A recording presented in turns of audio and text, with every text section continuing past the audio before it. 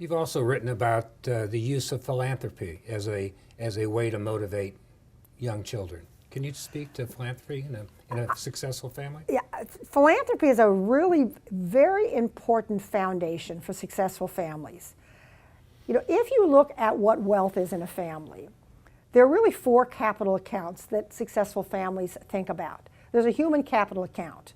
And in the human capital account, this has everything to do with how we parent and grandparent and how we communicate and how we learn to make collaborative decisions and values and morals and ethics. That's all, everything that we do and learn, we've made a deposit in our human capital account. The intellectual capital account has everything to do with career choices and education and mentoring and coaching and developing governance models. That is all the intellectual capital. Financial capital has got to do with everything about how we make money, manage money, invest our money, our relationship to money, the family business issues. That's all the financial capital. And finally, social capital is the philanthropic model. Anything that the family is doing to really make the world a better place. It includes financial as well as public service.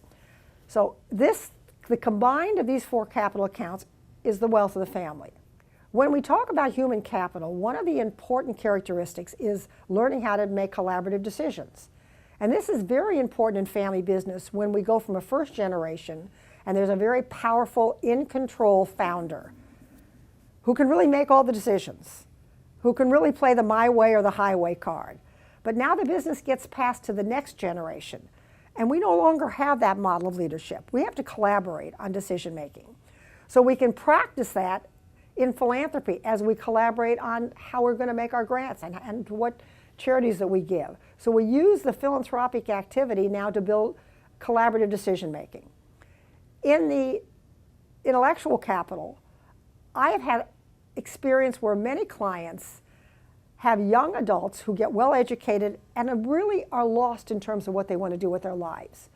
And the family has been very philanthropic, and these young people have been exposed to a variety of career options and choices in the philanthropic world, and so that becomes one of the doors that opens a career possibility. So now I'm using philanthropy to build the intellectual capital.